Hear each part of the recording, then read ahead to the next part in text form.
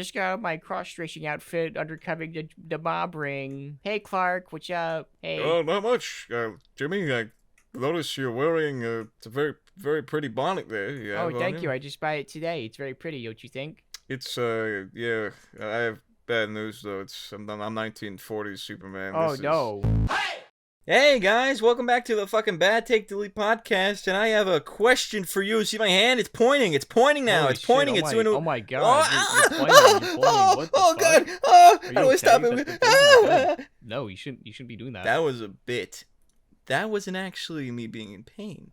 Yeah. That was acting. Yeah, this is actually 3D capturing you. These are actually 3D models that just look 2D. You actually did that with your hands. That's fucking crazy, I know. dude. I saw It's really it. crazy. I have a feed into your house just watching you all the day. But you want to talk about my friend Superman? Yeah. Actually, I really love to talk about your friend Superman. My friend specifically. Let me think of something that I haven't. It's not like we had this conversation. Yeah, no, they don't get the. This is so inside joke. They don't. So want two of us inside know. joke. I know and you know. I know and you know that I know that you know I know. Yeah. Anyway, so Superman. We're recording at Adventures. 1 a.m. No, we're recording at 1 a.m. We gotta be real. Yeah. We gotta be real. Come on. Yeah. Come on. Dim the lights. I know. Turn the lights back on. It's 1 a.m. Okay. Aw, shucks. So we just saw the first episode, My Adventures with Superman. It didn't hit. It hit the Adult Swim website first, so I was able to watch the first episode legally. Ah. Why the fuck did I yell? Okay, what'd you think of it so far? The first episode, just the first one. Well, I'm actually very happy about it. See, for me, the bar was set kind of low to begin with. Yeah. Because, admittedly, and honestly, I get a lot of slack from this even back then. I didn't have a lot of faith in it. Oh. I don't know what it was, but like just seeing it like in the style that it was, it kind of threw me off. It felt like a little too cutesy or whatever. Yeah. And this is coming from a big Superman head, so like I'm all into the Lois Lane Superman romance. I just didn't know like where they were going with it. And yeah, I was wrong. It was really fucking good. I fell in love with it immediately. The fucking voice actor for Superman, you know, the guy from The Boys, because I knew that information prior to this. Yeah, Jack Quaid. Very nice. Yeah, I knew. Yeah, the boy. That's my joke. I made that joke. The boy specifically, not just the regular boy. Alice Lee plays Lois Lane, and Ishmael Saeed plays Jimmy. Remember Jimmy? Jimmy Olsen, the little guy? Yeah. Very goofy. He gets murdered in Batman vs. Superman, the extended cut. Yeah, gets his head blown just clean off. His head just whoosh. Unfortunately, so far in the first episode, no one blows him. I'm not even gonna make a blow up joke. Just in general, no one blows him. This is a nice PG rated series, very cutesy. To touch upon the art style, I actually looked it up, and I want you to actually get a guess. Studio Murr. What American shows do you think they've worked on? Can I don't want to be surprised. Like the Invincible, maybe? No. They're superheroes. Oh, still superheroes? Still superheroes. Still, you got this. It would be like Teen Titans Go, would it? I'll just tell you. Harley Quinn, Young Justice, Phantoms, and Outsiders. I haven't seen any of that. I think I saw Injustice, but that was about it. The Boondocks, season 4. Oh, all okay. of Legend of Korra. Yeah, I mentioned that. Now that's different. Yeah, that's like a lot of things. Voltron, you know that? Remember that series that got 4 seasons? Also never watched it. They're a good studio. Like, what's the best way to put it? This doesn't feel like it's anime. You know what I mean? But this feels like an anime because it's made by a South Korean studio. Oh. Well, I didn't know it was South Korean, but like, yeah, I could tell. Like, that's the thing. Like, I saw and I got the vibes that it was gonna be like an anime type. What's the right word for it? Like, just like a little romance thing, and it kind of is. But at the same time, it's very Superman. Again, like the whole thing feels very. Not to compare it to something else. Like there was a comic called Mary Jane, the Spider-Man, or Peter Parker. I forget the name of it, and it has a very similar vibe. Mary Jane Spider-Man comic. It's like Mary Jane loves Peter Parker or something like that. God, and it's a Spider-Man. It's focused on the romance between like Mary Jane and Peter. It's very cutesy, and that's the kind of vibe that the show gives me, and I like it. I like it a lot. Now, to be clear, this is the first Superman show since 1996. 27 whole years. Batman has got like 5 shows. So many shows. Which I can't believe that's been 96 because I knew it was a while, but I didn't think it was that fucking long. I feel like they've had so many Justice League TV shows. They're like, yeah, he's there. But Batman? We need some extra Batman. We need some extra Batman in our lives. That's a good point. Yeah. But for this TV show, we actually get to see a lot more of it's obviously Superman year 1, like his first year. He doesn't even have a suit yet in the first episode. That's how early we are. And when he's walking to work, you know, at the Daily Planet, spoilers, If you don't know who Superman is, he works there as an intern. He has to say he has to get there, trying to be a normal guy, breaks his alarm clock like we usually do in the mornings. He saves a nice cat. He's like, oh, I gotta save them. I gotta help this person cross the street. Very American Boy Scout. The classic Superman. You know what I'm talking about? Not the Jesus metaphor for Zack Snyder. Not that one. No. And so when he actually does use his superpowers, you feel it. Like it's something that awakens in him, if that makes sense. You want to describe that a bit more? I don't Okay, you think did I it. have. Yeah, that's great. Great. It awakens in him. That's how impactful it was. No, Yeah. It's confirmed that in the first season we won't be seeing Lex Luthor, which is great. Yeah. Superman. I think we're gonna get Brainiac, right? No. No? I believe I believe we're not gonna see Brainiac, Lex Luthor, and one other villain. So we're gonna be getting a lot of other supervillains. Isn't that exciting? Not the usuals. Please let me see Metamorpho. I'm hoping to see Grogrod, the smart ape. Well, Grogrod's more of like a Flash. Oh, I feel I sound like a fucking asshole. Sure, I guess. But Superman also meets him once in a while. You know yeah, they kiss. Maybe Solomon Grundy, but maybe he'd be too that's ugly a good one. for the art style. Well, we don't know how dark and disgusting this art style can be yet. They've only been fighting giant robots in the first episode, which is awesome because that the first episode of the 1920s 1930s Superman cartoon was exactly the same fucking setup. They just fought big fucking robots. The great thing about beating up giant robots is Superman, especially in the 1920s. The 1920s one is rotoscoped. Did you know that? Is it? Yes. To which that one was made by Fleischer Studios. I did a whole video about this, so of course I know about this little subject. Yeah, a lot of those superhuman movements and, the tweets where it's like, why is this overly detailed? Why is it so smooth? They filmed someone doing this, and then they drew over him. They did a good job. Except I did find out later that while there are going to be Blu-ray versions or 4K Blu-rays of the Fleischer cartoons, they're going to be like AI upscaled or something. It's not going to be perfect upscale. God damn it. Really? Yeah. But why? What's even the point at that point? My Adventures of Superman, we start off with them as being interns. Right, and we really get a feel of their personalities and the type of. You ever seen All-Star Superman or read the comic All-Star Superman? Mm-hmm. Yeah. And when you look at that Clark Kent, you're like, yeah, no one's gonna believe that guy is Superman. That guy, the guy who's 6 foot tall, he's a dweeb who trips over everything. Nah, he's not Superman. Nah. Unlike the 1996 Superman. Okay. Let's put up a picture on screen. 1996 Superman, recent Superman. Which one do you think someone would say? You know what? It's probably him. Probably that guy. Yeah, I think this guy might know a little bit of something about this whole Superman scenario. I don't know what's getting in my brain. It's this like guy up here. What, Clark Kent, 7 foot tall, 3 bodies wide, very muscular for some reason, a desk job, it never works out. Can't be him. Could be Jimmy. Scratching my head right now. No, I love in this how Jimmy is like a fucking conspiracy theorist, believing, like, even before seeing Superman, believing in aliens, Bigfoot, government conspiracies, and it's like, that's a reporter. That's a reporter I trust. See, I'm really interested to see if they're gonna go down the actual comic route with Jimmy though, because he has a very checkered past, man. Yeah, he married Superman at one point. Dude, he was like he was a fucking cross-dresser in the comics. Yeah, he also married a gorilla. He also became Superman's sidekick. I mean, okay, I feel like you're lowering the severity a bit farther down. Yeah. You're not gonna one up the fucking cross-dressing thing saying he was a sidekick. I don't know if that's gonna be up there. Expand upon the cross-dressing thing. Was this this was in the 60s? I'm sure this was in bad taste then. 60s? No, 50s? This was fucking yesterday, dude. 40s and 30s, like 40s whenever and 30s. the comics were early comics. Like it was like Superman's buddy Jimmy Olsen or whatever, and the whole point was he was like an investigative journalist, so he would like go undercover and he would get all dressed up as fucking women. And the thing is, he was dressed up as a woman a lot. I feel like a lot. So for news, like news reporter integrity, I mean, you go undercover, you do that stuff, but Jimmy, it was in the 1940s, so he couldn't really get any further than like Superman saying, "Oh, Jimmy, I'll be Jimmy, you be Superman." It's me, Jimmy. I just got out of my, I don't know, I'm Adam Sandler. I just got out of my cross-dressing outfit, undercovering the mob ring. Hey, Clark, what's up? Hey. Oh, not much, Jimmy. I noticed you're wearing a very, very pretty bonnet there. Oh, thank you. I just bought it today. It's very pretty, don't you think? It's yeah. I have bad news though. I'm 1940s Superman. Oh no.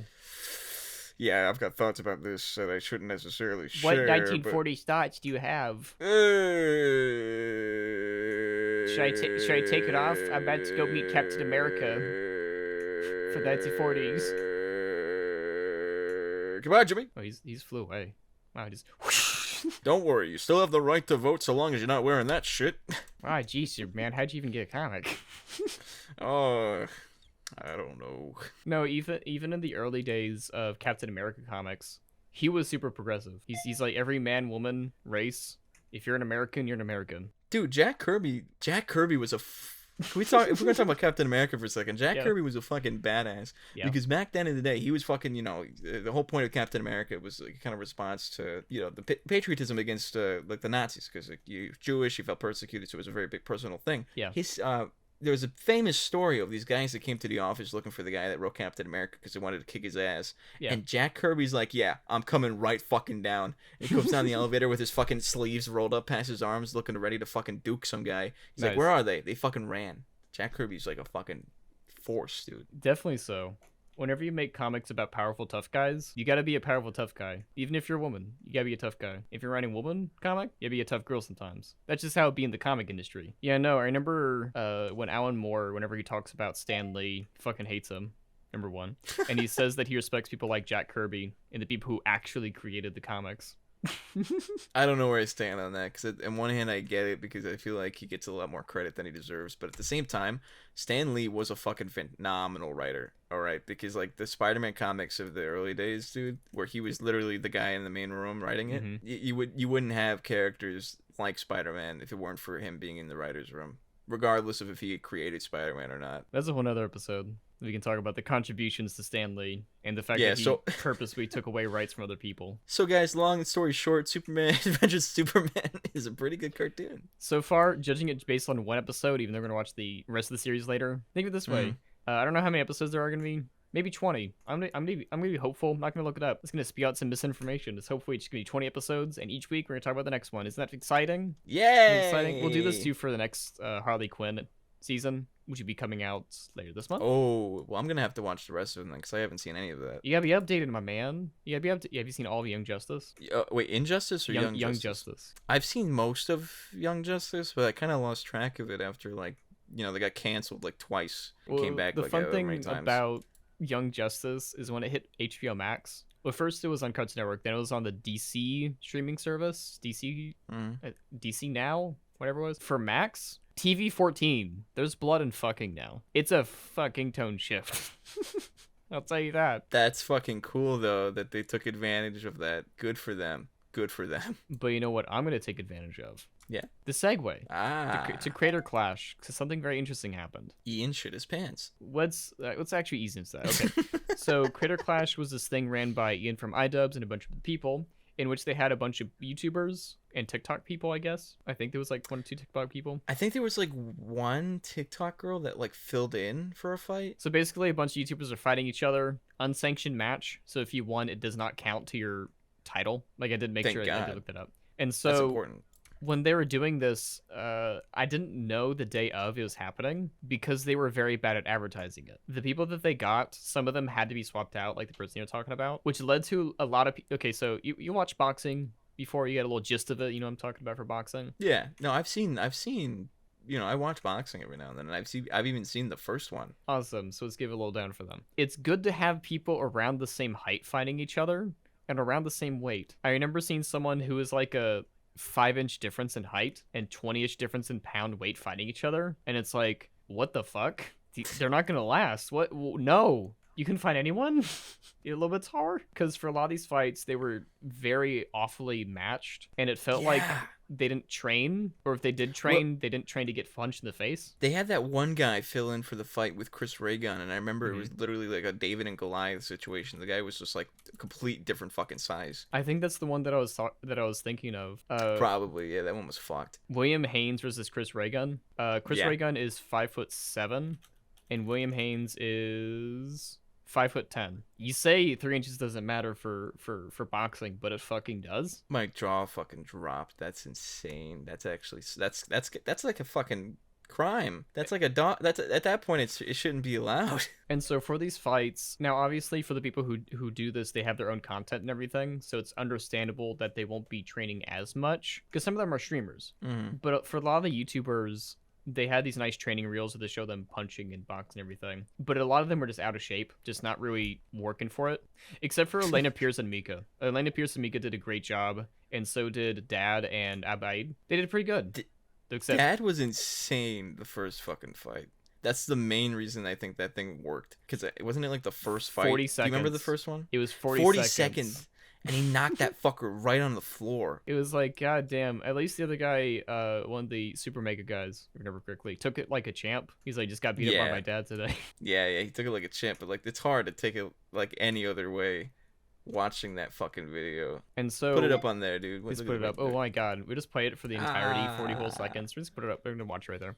And so, wow, skip to this time frame to skip the entirety of the live stream that we're airing right up here. Just illegally airing it. Just kidding. Haha, Jake. Oh, funny. We were very funny at 1 a.m. And for this event, I have to clarify again. I didn't know when it was airing because the people that he hired for the fights barely fucking advertised it. They barely tweeted about it. I remember his wife, Adisa Johnson, was also the promoter. They were also not talking about it. Ian wasn't really making videos, I guess. You know, that could have been an easy way to promote or whatever. And so when a few days ago at the time of recording 7/7, I just want to be I got very serious for a second. A few days before, we saw this video where it lost money. Now, this was an event for charity, and so that's people would donate charity for this. Money proceeds for the fight was going to go there, but the issue was they overspent their budget or they undersold. One of those things. They're $250,000 in the red. That's terrible. Yeah, no, it's fucked. I mean, I goofed on them a little bit myself because I thought it was kind of silly. The tone shift from like the first time he was talking about it. I think he was like the Froggy Fresh guy or whatever. Yes. He was like shitting on him. He's like, we don't need you, man. Fuck you. We're cool. We're Creator Clash. Yeah. And then the next video was like, we lost every fucking dollar. Now, that was silly. A little silly. Come on. Each fighter was given $20,000 to train. I don't know how they spent that money. You know, food, flights, whatever. And sorry, they're also given extra money to fly down and do everything. And so they're giving X amount of money, and they didn't sell a lot of pay-per-view streaming tickets or whatever. But again, if you read the comments of that video, I saw a few comments literally say, I thought this video was the announcement for Creator Clash 2. Yeah. I only found out it was going on like the day of, and before that, I didn't even know it was still going on. I didn't even know who the fuck was fighting. Yeah, it's very specifically that clip from Family Guy where Brian talks about the new people at the Nick Choice Awards, and you're like, who are these people? Yeah, like we were just saying a second ago, they literally had a fucking TikTok fighter. Who the fuck knows who that is? Here, I'm gonna read some of these people. Okay, Alex Wasabi. I know that guy. John Randall Hennigan. No. I have no fucking idea who that is. Harley Morenstein. Epic Mealtime. Michelle Kerr. No idea. Andrea Botez. No idea. Cool, that's enough. So for Creator Clash 1, we had some good contestants, right? Let me just read you some of those. So we had Michael Reeves, Justin Minks, DJ Welch, Eric Comet Etiquette, Aaron Hansen, Matt Watson, and Ryan McGee. The odd one's out. People. They had people that people recognized. That's why the first one made way more money. That's why it was way more hyped. It made their money back. Oh, they also had Dr. Mike. I was going to say, I think a big reason that the first one succeeded and this one didn't, and this is just like a fucking, big brain theory. Yeah. But I think that obviously they didn't want to have too many repeat characters because I know they had Harvey and Ego Raptor back for this one, right? I think. Mm-hmm. And the only people that really came back seemed like to be the only people that enjoyed it. I think a lot of the people in the first one went in, had fun, got their shit rocked, and are like, I'm never doing that again. And it spread. That he's like, hey, this is cool. You're gonna get fucking rocked. Well, this goes into the idea of a boxing match. That shit can kill you. Have you not seen Rocky? Duh. They should have that in part of like the fucking process. You have to watch all 3 movies. No, all 4. 8 plus the Creed trilogy. 7 minus the 5th one. Wait. Okay, how many Rocky movies? So there's Rocky 1 through 5. There are 5 Rockies. There's Rocky Balboa, and then there's just 3 Creeds. Okay, I thought there was an extra one. Well, there's 8, but we don't count the 5th one. Oh, okay. Actually, hold on. Rocky movies. I'm looking up right now. Rocky movies. Yeah, you're right. I could have sworn there's a secret 7th one. The secret. Rocky 3.5. Yeah, it's Rocky. It's just like a Lion King 1.5 thing where it's like background characters get fucking voiceovers, break the 4th wall, and all that shit. And so so this goes back into advertising, people promoting, and people talking about it. With the general audience not knowing about it, and with the people not having beef, I think having a fake beef would have gone a long way. If It did in the first one. Yes, and people talked about it. People said, "Oh, who's gonna win? What's this guy was like? Oh, they're talking smack. They're having a good time." And for this one, as you said before, it just kind of felt like a routine. It's like, all right, we're up here. Some guy's in a Crash Bandicoot costume. Oh, he's not funny. He must be the TikTok guy. All right, he's gone. Okay, let's fight. They lasted longer this time. On average, the fights lasted like 4 to 6 rounds. Pretty good. People got their money's worth. And so... Yeah, I was going to say, ironically, I feel like what iDubbbz did was he fell into the same hole that a lot of creators do when you first start having any kind of success on YouTube. Is that you'll find something that works, right? Yeah. Maybe call it a formula or like a whatever it is, right? And you will, you'll just say like, hey, I can just do this again and it'll be fine. Not realizing if you're not doing something more with it, it's not gonna continue in that trajectory. It has to keep getting better. So he said it in the video. He said the first one did so well, he thought the second one would be better. But he didn't. There's nothing about the second one that's better than the first one. There's absolutely nothing that has happened. The people that are in it, like you said, are less recognizable. People don't know who the fuck half of these people are. And like you said, there's no promotion. It's not going to promote itself. It's still brand new. It only happened once. In terms of content, in terms of quality, usually it's a ramping up scale of getting better with teams, getting rid of people. For a channel that I watch, Linus Tech Tips and other stuffs or whatever, it started off with one guy and a camera, right? Then they started working with an editor, a cameraman, writers. They slowly built up. Now they have a company. Great stuff. For iDubbbz, a lot of his content was just one guy, one camera for like 10 years. 7 years? Yeah. I'm going to say 7 years. And so when working with promoters, when working with teams of people, I can't imagine the stress he's going through, having to rely on them going like, yeah, that sounds like it's right. That sounds like it should cost that much money. But when I was looking at the sets, and I was looking at, they kept cutting back to Markiplier, I believe. Was it Markiplier, the announcer? I can't even remember. Oh, one of the announcers was Moist Critical for some reason, but he really wasn't adding anything to the commentary. He just kept saying, oh yeah, he grabbed his dick, pussy pussy. He's like saying that stuff, but he's not adding to it. You're right. I remember that. That was, he tried his best, but I don't think he was prepped for it at all. I think they just kind of thought he would be able to do it. Just because you're a Twitch streamer doesn't make you a good commentator. No, not at all. It was okay. I'm gonna put it right here. I'm gonna put it up on screen and I'm gonna show it to JJ so you can see what I'm talking about. I remember when I first saw the table of Jacksepticeye and Markiplier, and it's like, why'd you just pull out the fucking desk from the storage? What is that? Why is that sign taped to it? They just have water bottles with scripts and microphones that they have to hold constantly. I remember complaining to a friend about this. I was like, you could ask Markiplier for a little money to make this look nicer or something. Like, this production looked cheap somehow. I don't know about the production behind it. Anyway, well, you know what we do know is that whatever the production was, it failed. Yes. And so Ian did a nice charity stream in which, while he's still in the red for 250,000, or he lost 250,000, there's a difference between being in the red where you owe people money and the difference between not earning money. I think it was just he didn't earn a lot of money. He did a charity stream specifically for charity, 163,000. I believe he raised, and he was answering questions. He's having a good time. That was nice. But you're not mentioning one little fun fact about that live stream. Yes, I was gonna let you take the seat, take the throne. Oh, the throne is a very appropriate word. This clip is going around that people are watching, and they're like going bonkers over for a good fucking reason.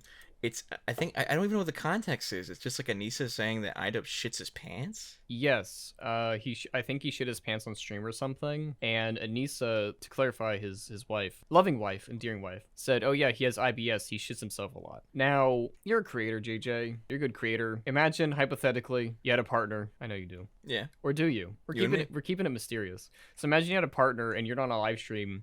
And this partner of no specific gender says, "Yeah, it's my JJ, always pissing in his bed." How would you feel? Well, top 10 YouTubers that kill themselves. Yeah, it's one of those things where it's like, hey, can we not discuss my medical issues? Because while I don't have... Yeah. Go on. Sorry, I don't mean to interrupt you. I'm seeing a lot of people tweet about it, that it just seems very... mean. And, mean, it's not so just that, mean. but like it just seems kind of toxic. Like the attitude she always has towards him in other these clips, even like unrelated to that one, just like in general, it seems like she fucking hates his guts. Anyway, so I was showing you Lil Uzi Vert's new album. We can't just fucking talk about that right now. We gotta like take a break. All right. Okay. Well, think about Superman before, like, while we're waiting. Just think about Superman. How kissable he is. Can you do that for us? Can you do that for me, JJ? Yeah. Cool. 24/7.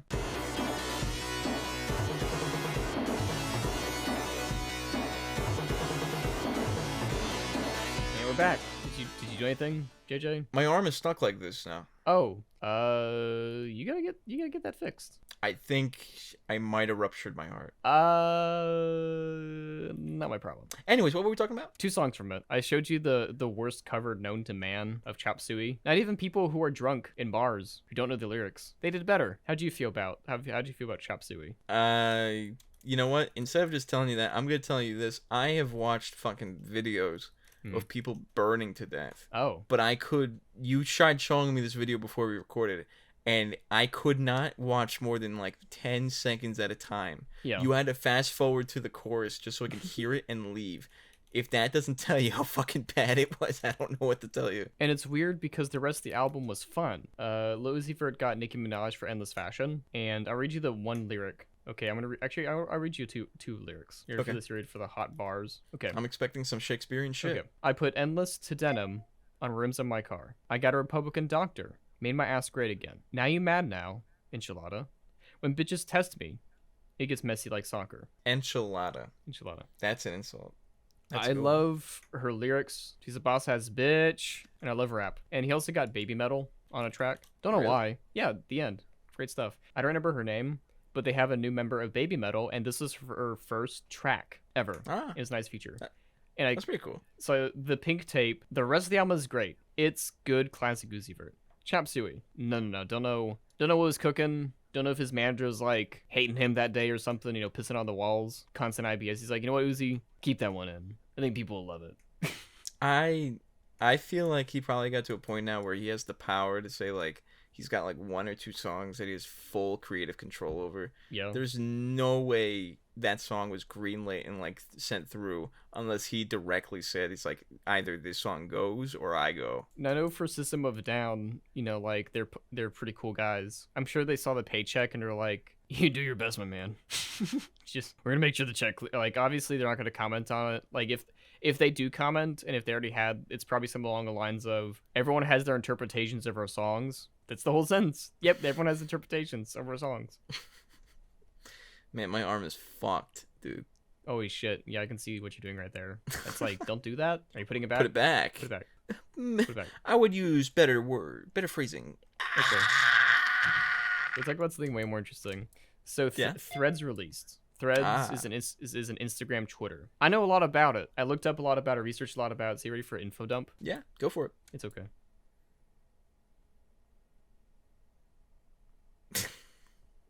You have to keep the silence. You have to keep the silence. Threads is pretty good. I mean, I like it a little bit. It's fucking Twitter. No one's it's not. shocked by that. Actually, it's not. No? No. I'm gonna give you a list of things. Everyone in the audience needs to write this down. Write it down in the comments right now. And Write it down right now. As to why you should probably avoid it for now. Number 1, it is directly linked to your Instagram account. If you want to delete your Threads account, you have to delete your Instagram. Oh, I did not know that. Yes. Number 2, there are no DMs. You can't DM anyone at all. Number 3, if someone follows you, there's no indication that they're following you, only in your followers. Cool. The main tab is the For You tab, and you will be spammed with celebrities being unfunny. The way to change this, you have to go into your settings and only make it so you can see people you follow. On Twitter, it's a different tab. There's no Explore tab. It's just the search. There's no trending topics. There's no, here's what everyone's talking about. Empty. Bare nothing. Hashtags don't even work. Hashtags don't work. And a big thing. So Instagram does not allow not safe for work. Nipples, news, and all that fun stuff. Mm-hmm. And I mentioned this because this limits memes. Because anything can be classified as insensitive, or anything can be classed as nudity or blah, blah, whatever. Like, the thing I was joking you before, when you click an image, it's like when you're watching an anime hentai gif on Twitter waiting for the black guy's ass to show up, but it never does. Yeah, well, now you can't even get that. Now it's just straight to the black ass. And so for Instagram's Threads, because Threads is technically extension of it, I can't recommend it for not safe for work artists because your stuff will get deleted, or you have to heavily censor it. And I know people, mutuals, who have gotten their accounts banned on Instagram for posting like bikini drawings or whatever, or something close to that. Another point, it's banned in Europe. This app is banned in Europe due to the amount of information it takes from you. Location data, Let's go. contacts, diagnostics information, web history. It's a lot of shit. And so, with people saying, is this the next thing? Fucking no. No, it needs so much added to it, as shit as Twitter is with the data rates, remember it being rate limited and everything early on, even that was more tolerable because all you need to do is download the extension. It'll take a while, maybe a year or two, for this to actually get going, but I can't see it becoming mainstream due to the fact it's banned in how many countries are there in the EU? One. EU. I'm gonna let you guess how many countries. How many countries do you think that is? Give me a range. Between 10 and 30. I'm gonna say 25. 27. Yeah. So like you're saying, Threads is probably it's gonna take like years for it to even get good. But does it even have years? Because we don't know how long this fucking thing's gonna be around while Elon's threatening to fucking sue. While it's bare bones, it looks a lot like Twitter. I mean, I don't think anyone's shocked that, it's very clearly supposed to be the fucking Twitter replacement. Mm-hmm. They've been going after every social media for years. The fucking stories on Instagram for Snapchat, the fucking reels to go after TikTok. Not that they fucking replaced them. Snapchat, they kind of did. Snapchat's kind of dead in the water. Snapchat's only for drug deals and sexting. So it's going to stay alive for a while. Yeah, and reels are just fucking TikToks that like a week after they're uploaded. And so for Threads, I remember seeing a post that accurately described it. With Instagram being celebrities posting cute pictures of themselves, you get to see their real personalities on Threads. Like, I remember seeing a post where it's like, what's your favorite ice cream? And it's like, aren't you in your 40s, Mrs. Actor? I don't care about that. And then Ellen DeGeneres is on there immediately. Welcome to gay Twitter. Welcome to gay Twitter. I was like, I thought I was already on gay Twitter with Twitter. I saw that Wendy's already had 11,000 followers. This is before I realized, if you're following them on Instagram, the auto follows them. But like, who goes to a new app and automatically follows fucking Wendy's? See, I'm lucky because I had the investment in this shit, dude. That Instagram was like my first place that I uploaded like at all. I got quite the following on this. So like when I joined Threads, my shit was popping off. I'm not fucking at 100,000, but let's just say I'm kind of like, I am considered a Threadhead official. Oh shit, you're a Thredditor. No. It's like Threadheads, actually. No. It's Threadheads. That's what it's called. And if you call it Thredditor, you're gonna stop because look, Threadheads is gonna catch on. It's gonna catch on. I don't know what to tell you. It's gonna catch on. And then it's gonna be the way Daft. We're gonna talk about this in private. It's Threadheads. Okay. Threadheads. It's gonna catch on. I promise you. It's gonna fucking catch on. Just please, everyone in the comments, if you go on Threads, please just call everyone Threadheads. Okay, please. It'll catch on. I promise you. It will fucking catch on. I will sell T-shirts. And I'm gonna get Thread to get head. Is that good? Does that work? Let's talk about Nimona. And to be fair, when you say that, I didn't even know what this was. Yeah.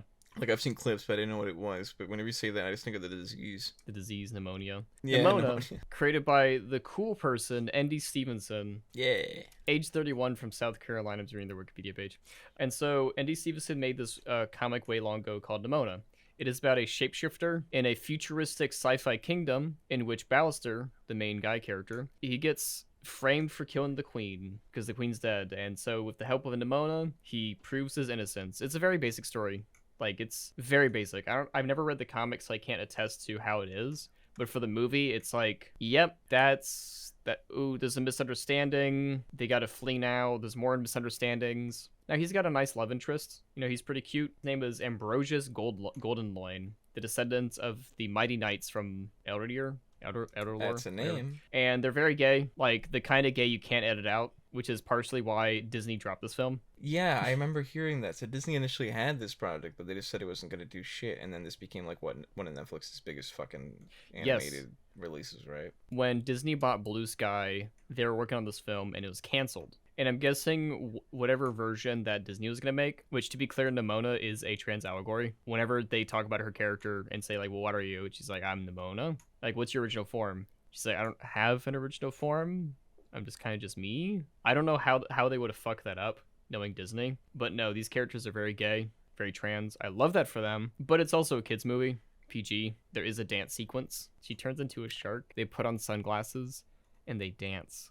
And I said, oh, okay. I guess we're doing this now. A little Disney sneaks in. Just a little bit of Disney magic. But in terms of the action, in terms of the animation, the voice acting, I loved everything about it. Although, when you watch the film, eventually you'll watch the film. I saw the film a few days after it came out. The character Nimona had a lot of Deadpool vibes. Not in fourth wall breaking, but in terms of lol random impulsive behavior person, and I was like, oh, people like this character a lot. Oh, they love her. Hey, you already Interesting. sold me on the character. I get it. It's LOXD random. You don't need to push it that hard, man. You had me at shark dancing with Shark sunglasses. dancing with dude. sunglasses. No, it's Yeah, you had me there. I will say I haven't seen the film, but just seeing a few clips on TikTok, it does look really nice on the eyes. So, if you're not interested in that whole story so far, just at least watch a few minutes of it. You'll like it. It's eye candy. yes, I love good eye candy. You know, this is great eye candy. What? 10-year-old Tom. Okay, so now you're gonna have to describe this to me, because I'll be real with you.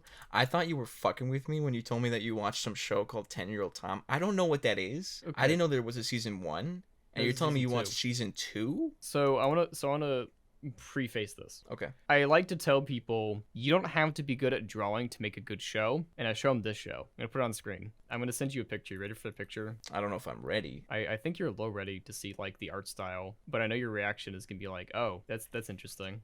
Oh, That's the art style. that's kind of cute. So 10-Year-Old Tom is made by Steve Dillerdren, and you've probably seen his works from The Life and Times of Tim. For this series, this kid's an asshole, unintentionally and intentionally. It is a lot of dialogue-based humor, a lot of misunderstandings in the funniest way possible, and he gets into wacky shenanigans. There are 20 episodes, but they have the thing where it's like 15-ish minute segments each, so it's technically 40 episodes. It's definitely something I recommend to watch, not for the animation, but the dialogue, because for a lot of this, and I'll read you some of the people they have. They have John Malkovich, Ah, pretty cool.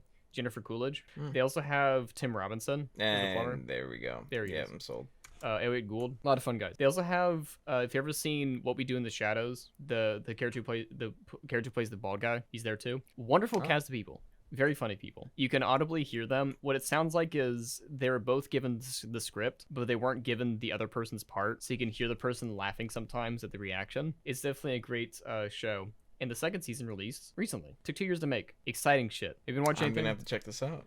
Yeah, I'm definitely watching this out. As soon as you said Tim Robinson, you sold me. But like, if it's like improv based, that's my kind of shit. It's somewhat improv, but it's, No, well, yeah, that's sorry. I didn't mean like improv. it's I okay. meant Not more- fully improv. We don't go too far. We don't want to like shit in their throats. Going to improv. Come on, man. They have to write something down. Not everything can be improv, my man. Like this, all scripted. This is all scripted from even the words I am reading right now is completely scripted. Actually, you want to get fucked right now in the mind? You want to get like a little fucked in the mind? Yeah. Cool. If the universe has a predestined timeline and we have no free will, we are essentially reading the lines of the universe. Man, the universe needs a fucking second draft or some shit, dude. This is fucking horrible. This wouldn't even get fucking Disney level. This is like Nicktoon level. This is Nick live action level. God, Nick if you're live action watching stuff? this, dude, you gotta fix this shit up. This is fucking. If Yeah. if our life is a fucking thing, whoever wrote this whole life thing was a big fan of like build, destroy, build, or whatever. Build, destroy, build, destroy. You know what I'm fucking talking about? No, Cartoon Network, that one fucking show when they decided to do live action, they had like the demolition shit where you have to build something. that's never happened. What? What the fuck are you talking about? Wait, do you actually not know what I'm talking about, or are you just doing a bit? What? Do you actually not know what I'm talking about, or are you doing a bit? Doing a bit of what? You're telling about they did like live action shit where they destroyed things? That sounds stupid. It doesn't sound. No. It was real. I saw it on TV. It was real. JJ's checking Bing right now. He searches up, there's nothing, no results. So did you find any No. results at all for this? Yes, it's real. Destroy, Really? build, destroy. JJ tries again was- on Google now. There's no results still. No, That's me. No, This is me it's- narrating it. So did you find anything No. at all? no. It was here. It was fucking here. It was I like- swear to God, it was here. It was fucking destroy, build, destroy. It was. This is like when you're I- telling me about Superman. Oh. Wherever the fuck that guy is. What JJ the checks hell is Ask going Jeeves. on here? What the hell? What? This reminds me of the time when I gaslit JJ. It's like God. What was that? God doing that. No, imagine if God proved we existed, and every once in a while he just Mandela effects one thing away from our lives. Just every day. Okay, he would be. That would be the coolest fucking god in the world. Like he brings it back That's- eventually. You know what I mean? But he'd be That's like, actually really fucking good. blank. What do you take away this I would time? believe in that. I Uh, would praise that fucker. He took away bees. Good for him. We still have wasps, but he took away Thanks. bees. Oh, bees are back. Batman's gone. Ooh. Now Superman has to work with the Squabbler, a bird. You themed had me superhero. upset for a second, but the Squabbler wins. Squabbler. All right, Squabbler, we're good. Yeah, it's That's me. even. I'll take that. The Squabbler. What do you think? Squabbler. Yes, I just got a new sidekick. The peddler. The peddler? What does he do? He's a pharmacist. He's actually very reputable in his community. Ah, And he You sells know, we cocaine. don't really.